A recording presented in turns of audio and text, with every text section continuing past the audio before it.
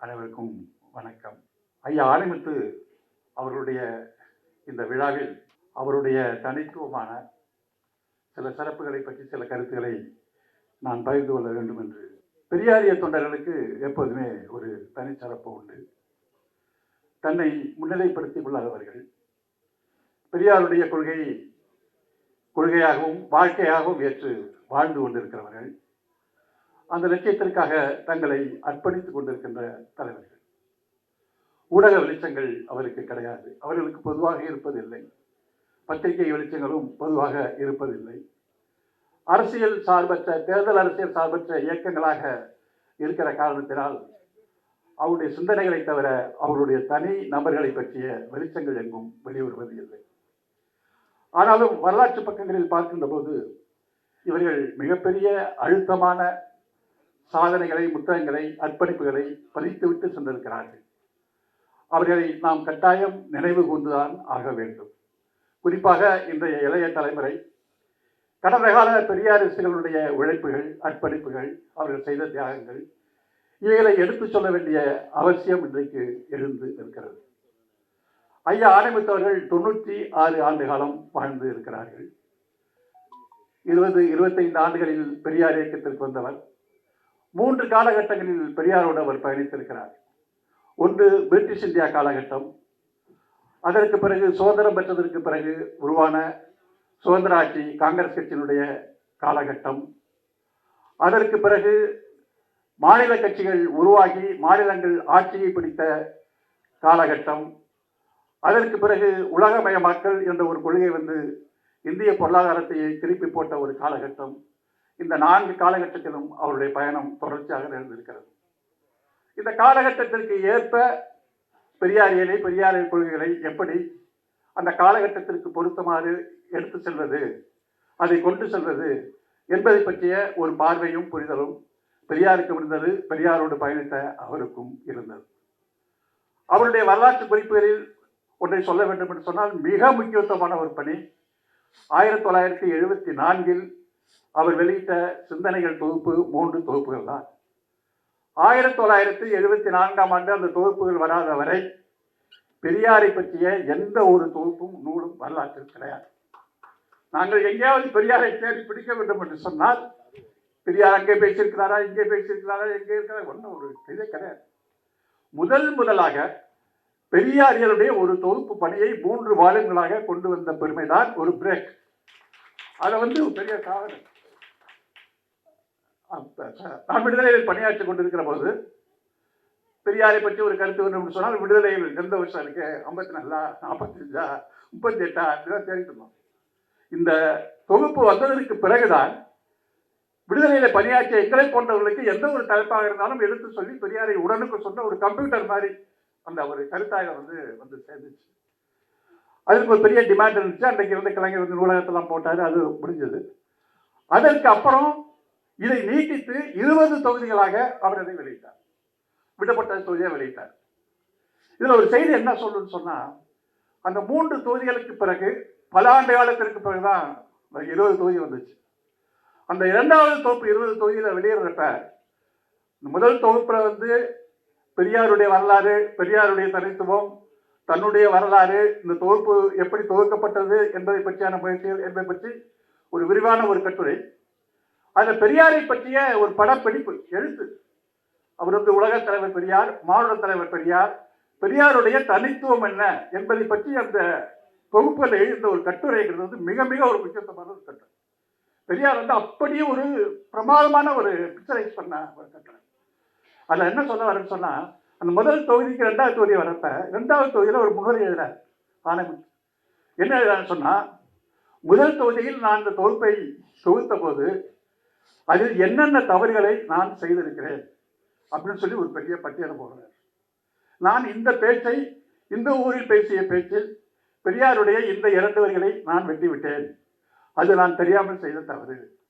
இந்த ஊரில் நான் பெரியாருடைய கருத்துக்களை நான் இதை சேர்த்திருக்க வேண்டும், இதை சேர்க்காமல் நான் விட்டிருக்கிறேன். இன்னும் வரலாற்று காந்தி வைக்கம் போராட்டத்தை பற்றி காந்தி எதுவுமே குறிப்பிடவில்லை என்று நான் தவறாக பதிவு செய்து விட்டேன். பிறகு அதை நான் பார்க்கின்ற போது காந்தி அதில் பதிவு செய்திருக்கிற இந்த தகவல் கிடைத்திருக்கிறது, அதை நான் இப்போது ஒப்புக்கொள்கிறேன். என்ற ஒரு நேர்மை அவரிடம் இருந்தது. அந்த அந்த இன்டெகிரிட்டி பாராட்டு என்று அதை அவர் குறிப்பிட்டிருக்கிறார். அப்போ அதுக்கப்புறம் ஒரு விரிவான தகவலாக வந்ததை விட அந்த தொகுதியில் ஒரு பெரிய சிறப்பு என்னன்னு சொன்னால், பெரியாருடைய வரலாற்று காலங்களில் சந்தித்த ஏகப்பட்ட தலைவர்கள் எல்லாருடைய பேரும் வரும். ஆனால் அவங்க யாரு, என்ன பின்னணி, என்ன பற்றி நமக்கு எதுவுமே தெரியாது. அப்போ இரண்டாவது தொகுப்புல கிட்டத்தட்ட பெரியாருடைய கடந்த பயந்த ஒரு 50-60 தலைவர்களை பற்றிய வாழ்க்கை குறிப்புகளை தேடி பிடித்து அதில் இணைச்சிருந்தார். அது படிக்கிறது கொடுத்திருந்தார். அது ஒண்ணு. இரண்டாவது அவர் தொகுத்த ஒரு பெரிய விஷயம் சொன்னீங்கன்னா, பெரியார் வெளிநாட்டு பயணத்தை பற்றி அவர் வெளியிட்ட ஒரு நூல். அது நம்ம ஒரு கட்டாயம் சொல்லி பெரியாருடைய ஐரோப்பிய பயணத்தை, ஐரோப்பிய பயணம் பெரியார் போயிருக்காரு. அதாவது 331 நாள் பெரியார் வெளிநாட்டு பயணம் போயிருக்கிறார். அதில் 73 நாளுடைய பயண குறிப்பு ஐயாவே அவர் கைப்பட எழுதுறார். அந்த பயண குறிப்பு, அந்த டைரியை பெரியாருடைய அண்ணன் ஈவே கிருஷ்ணசாமி, அவருடைய மகன் ஈவே சம்பத் அவருடைய தம்பி செல்வராஜ், அவருடைய வீட்டில் அந்த டைரி குறிப்பு இருந்திருக்கு. அதை எடுத்து ஐயா ஆணையமுத்து அவர் கொடுக்குறாரு. ஆணையமுத்து ஐயா அது வெளியிடணும், நல்ல ஒரு காஸ்ட்லி பப்ளிகேஷன் அது வரணும் அப்படின்னு கேட்டு அது வச்சிருந்து ஒரு 6-7 வருஷம் கழிச்சு அந்த குறிப்பை வெளியிடுறாரு. அந்த குறிப்பு வெளிவந்ததற்கு பிறகுதான் பெரியாருடைய ஐரோப்பிய பயணத்தில் என்னென்ன நடந்துச்சு, எப்படி ஒன்று அடக்குமுறைகள்லாம் வந்துச்சு அப்படிங்கிற பல செய்திகள் பெரியாருடைய கையெழுத்தையே அது பதிவு பண்ணுது. ஐயாவுடைய கையெழுத்தை படிக்கிறதுங்கிறது கொஞ்சம் கஷ்டமான விஷயம்.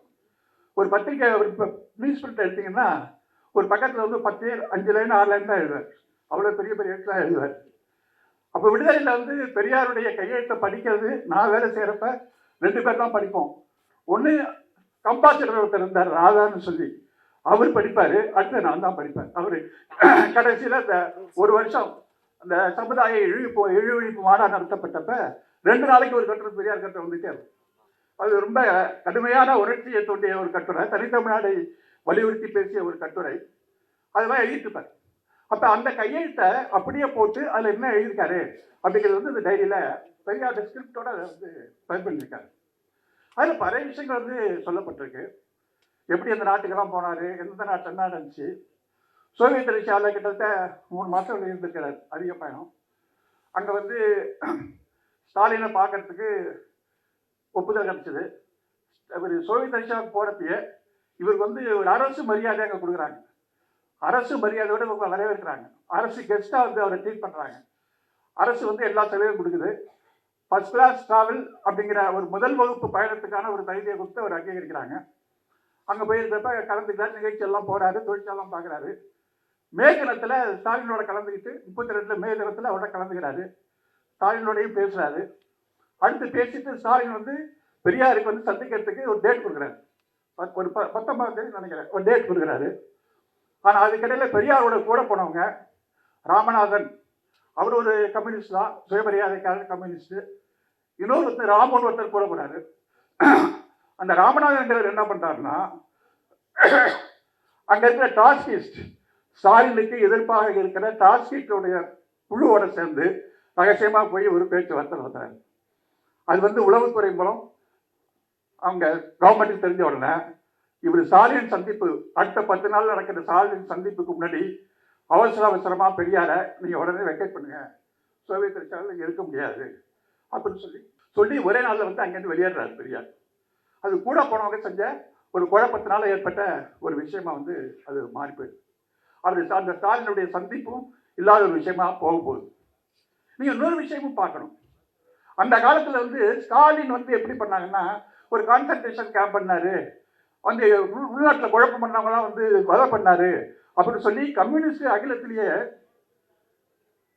கம்யூனிஸ்ட் கட்சியிலே ஸ்டாலினை எதிர்த்து ஒரு பிரச்சாரம் நடந்துச்சு.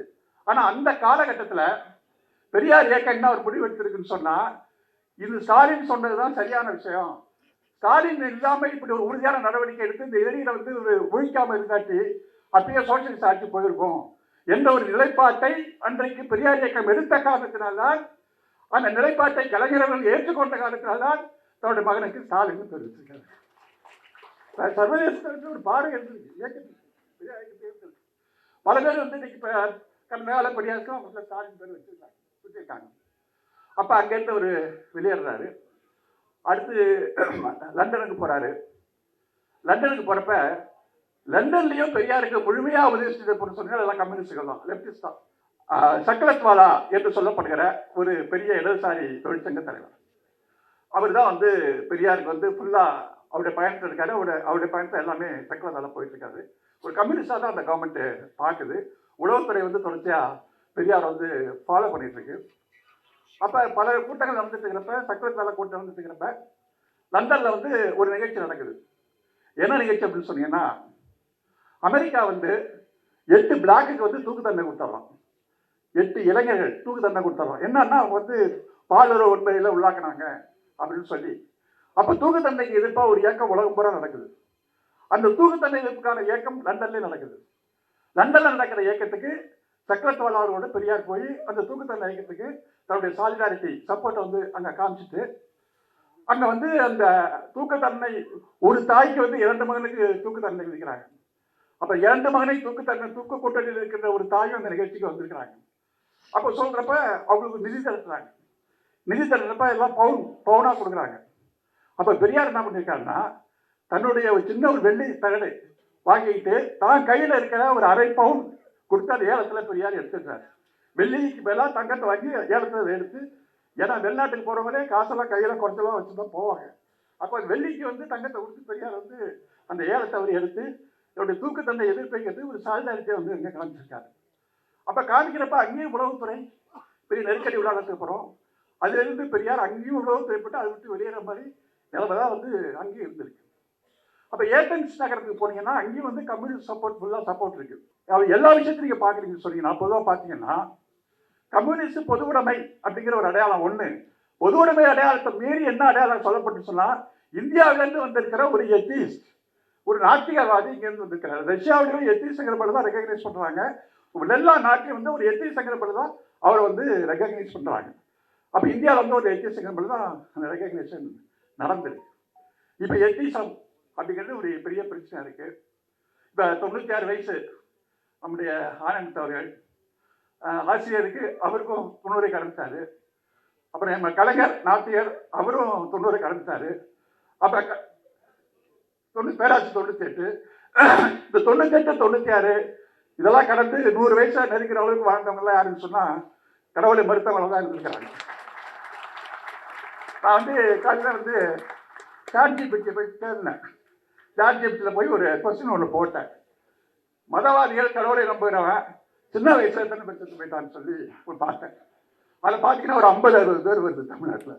விவேகானந்தர்லேருந்து, ராமகிருஷ்ணன்லேருந்து, சரஸ்வதி மலர் நிறுவனத்திலேருந்து பல பாப்பாங்க 35 வயசு, 25 வயசு, 26 வயசு. ஒருத்தர் சுப்ரீம் கோர்ட்டில் ஒருத்தர் என்ன பண்ணியிருக்காங்க, நம்முடைய தலைமை நீதிபதியை எடுத்து, நீ வந்து சனாதனத்தை வந்து கேட்டு பேசுறதை என்னால் தாங்க முடியாது, அதனால செருப்பால் அடிச்சேன்னு சொன்னப்ப கடவுள் தான் எனக்கு உத்தரவிட்டாரு, அதனால தான் அடித்தேன் அப்படின்னு சொல்கிறான். கடவுள் வந்து அவனுக்கு எப்படி அடிக்கிறதுக்கு உத்தரவிட்டாரோ அதே மாதிரி அப்பா கடவுளை எடுத்து நீங்கள் பிரச்சாரம் பண்ணுங்க, கடவுள் இல்லைன்னு சொல்லுங்க, கடவுளை மருந்து சாத்திய பிரச்சாரம் பண்ணுங்க அப்படின்னு கடவுள் வந்து ஒரு டெமோக்ராட்டிக் பேர் கொடுத்து கடவுள் மறுப்பாளருக்கும் கருத்துரிமையை அங்கீகரிக்கின்ற ஒரு அங்கீகாரத்தை கடவுள் மறுப்பாளருக்கும் கொடுத்துருக்கிறார்.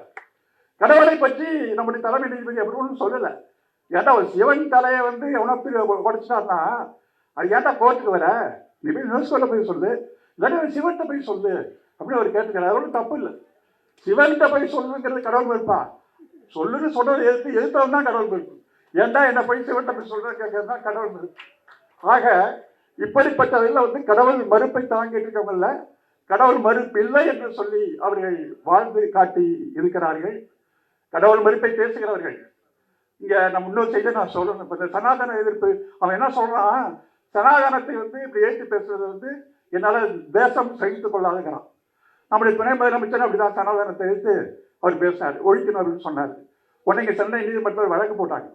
இங்கே ஒரு நீதிபதி அனிதா அப்படிங்கிற ஒரு வழக்கில் வந்தப்போ அவங்க என்ன சொன்னாங்கன்னா, இது ரொம்ப தப்பு, சட்டவிரோதமானது அப்படிலாம் சொல்லிட்டு சனாதனமா என்ன, குப்புசாஸ்திரி சாஸ்திரியுடைய ஆராய்ச்சி நிலையத்தில் போய் கேட்டு எது சனாதனம் அப்படின்னு சொல்லி ஒரு பெரிய தீர்ப்பார் எழுதினாங்க. அதை எழுதிட்டு அவங்க சனாதனங்கிறது வர்ண தர்மத்தை ஏற்றுக்கொண்டாலும் அதுவும் ஒரு வாழ்க்கையிலேயே அதில் இருக்கு அப்படின்னு நினைச்சாங்க. நான் மறுக்க முடியல அவங்களால. சரி, இப்ப சிவன் வந்து செருப்பை வீசுறவங்க கூட நான் சனாதனத்தை காப்பாற்றத்தான் செருப்பை வீசுறேன்னு சொன்னா, அப்ப நீ சொல்ற சனாதன வாழ்க்கை நெறி வந்து செருப்பு வீசுற வாழ்க்கை நெறியா அப்படிங்கிற ஒரு கேள்வி நம்ம வந்து கேட்க வேண்டிய அவசியம் இருக்கு. அப்ப உதயநிதி ஸ்டாலின் வந்து கோர்ட்ல வந்து ஒரு அபிடவிட் போடுறார் சென்னை உயர்நீதிமன்றத்துல. என்ன அபிடவிட் போட்டார்னா, ஆமாம் நான் பேசுறது உண்மை, இவருடைய பேச்சை நான் தெரிவிக் கொள்வதற்கு தயாராக இல்லை. இந்திய அரசியல் சட்டத்தின் 25வது பிரிவு ஒரு நாத்திகனுக்கு நாத்திகத்தை பேசுவதற்கு உரிமை இருக்கிறது, நான் ஒரு நாத்திகன், நாத்திக கருத்தை நான் பேசுவேன் என்றுதான் அவர் அபிடவிட் கோர்ட்ல வந்து அவர் போட்டார்.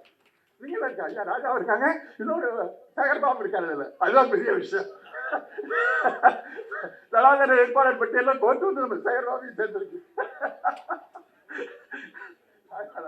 அப்படி போட்டாங்க.